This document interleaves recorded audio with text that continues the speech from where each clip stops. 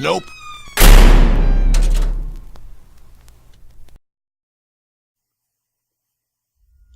When the full moon comes around, there tends to be a spike in unusual behavior.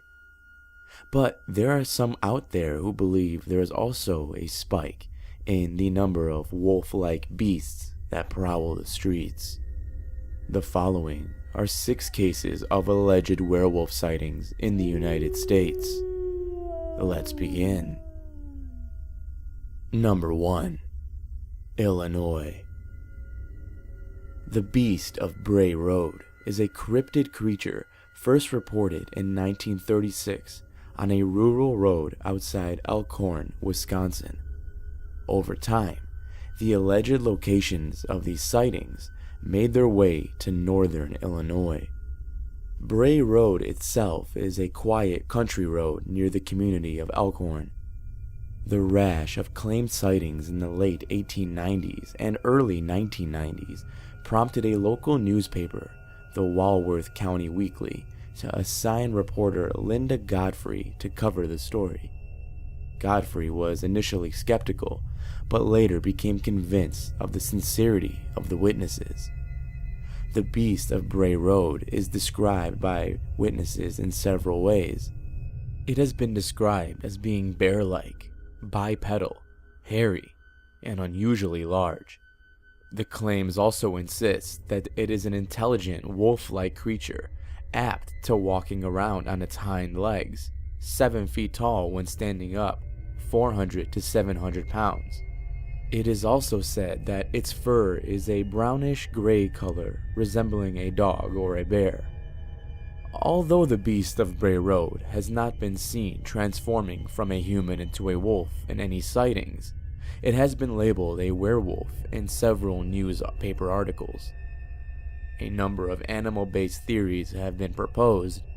They include that the creature is an undiscovered variety of wild dog, a wolf dog, a coy dog, or even a wahila, which is a giant prehistoric wolf creature.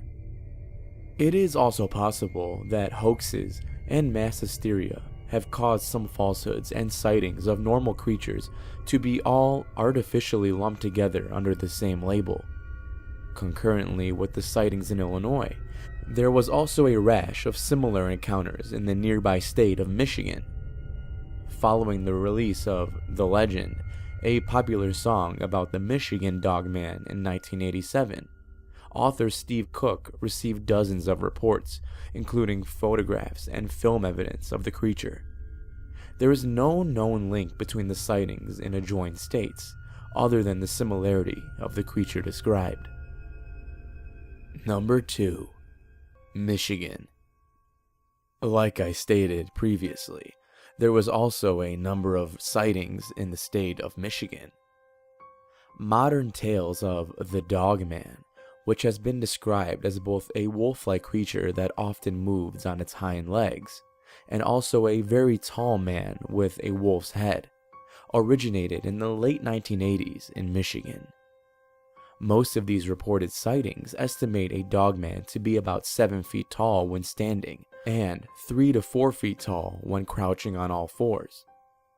It's been described as a very muscular creature, weighing about 400 to 500 pounds. In general, the Dogman is reported as being much more aggressive than other undiscovered creatures. It seems to be spotted regularly at large, freshly killed prey like deer, and it has a reputation of confronting and menacing humans who encounter it. In Michigan, reports of the creature have been traced as far back as 1794 in the journal of a French fur trader who described it in his native tongue as a werewolf. Number 3. Ohio. Between July and October 1972, a number of residents of Ohio allegedly saw a werewolf-like creature. Some people reported encountering a 6 to 8 foot tall creature that a witness described as, quote, human with an oversized wolf-like head and an elongated nose. Another said it had huge, hairy feet, fangs, and ran from side to side like a caveman in the movies. Number 4. Texas. Mrs. Delbert Gregg of Gregton, Texas, told of her encounter with a shape-shifting creature in the 1960 issue of Fate. Other surveyed sightings are of creatures that resemble man-wolves, but no one is said to have seen either one becoming the other. That includes Mrs. Gregg, who never has actually seen the wolf turn into a man, and vice versa. She has, on the other hand, come closer than anyone else in retelling a tale that sounds like a chapter from a werewolf novel. According to Mrs. Gregg, one night in 1958, when her husband was on a business trip, she moved her bed close to a screen window, hoping to catch some cool breeze from the thunderstorm brewing in the southwestern horizon. She heard a scratching sound from the window shortly after she fell asleep. In a flash of lightning, she saw a huge, shaggy, wolf-like creature clawing at the screen. She claims the creature was staring at her with glowing, angry eyes and baring its fanged white teeth. At the sight of this, Mrs. Gregg jumped out of her bed to reach for a flashlight, and when she did so, the creature fled from the window and into her yard, jumping into a clump of bushes. According to Gregg, quote, "I watched for the animal to come out of the bushes, but after a short time, instead of a great shaggy wolf running out, the figure of an extremely tall man suddenly parted the thick foliage and walked hurriedly down the road, disappearing into the darkness." Number 5. New Mexico. In the town of Fort Gallup, New Mexico, a group of youths allegedly encountered a werewolf along the side of a road near Whitewater one day in January of 1970. One witness reported, quote, "It was about 5'7", and I was surprised at how fast it could move. At first, I thought my friends were playing a joke on me, but when I found out they weren't, I was scared. We rolled up our windows real fast and locked the doors of our car. I started driving faster, about 60, and it was hard because that highway had a lot of sharp turns. Someone finally got out a gun and shot at it. I know it got hit and fell down, but there was no blood. I know for a fact it couldn't have been a person, because no human being can move that fast." Number 6. Wisconsin.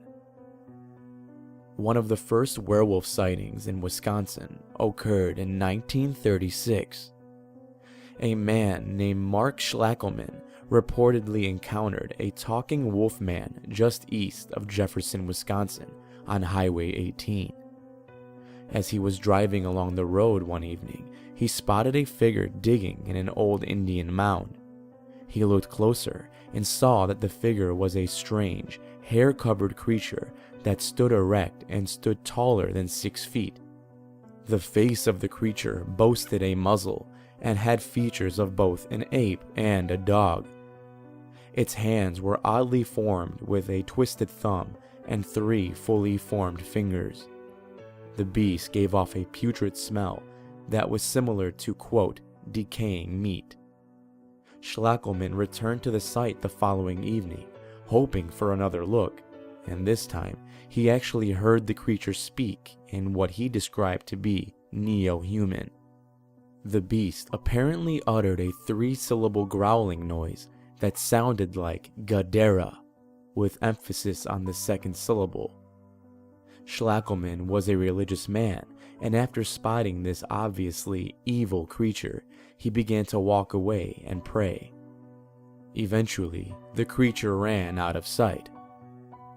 In 1964, another man named Dennis Fewlis had a similar sighting less than 2 miles away from the original.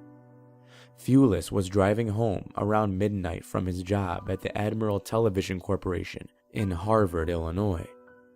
After turning onto Highway 89 from Highway 14, His headlights caught an animal running across the road in front of him. According to his description, it was a dark brown animal that weighed an estimated 400 to 500 pounds. He also described it as being 7 or 8 feet tall.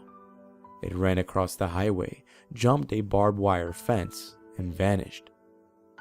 Fulis returned to the spot, this time during the daylight hours, to look for evidence of the creature being there the night prior. Unfortunately, due to the hard, sun-dried ground, footprints were impossible to find. He did, however, find that the corn in the field beside that area had all been pushed aside, right where the beast had entered through it. And here's a bonus fact from my own research. I was curious to the meaning of Gadara, which according to Schlackelman is what the werewolf uttered. From what I can tell, Gadara is the name of a biblical city.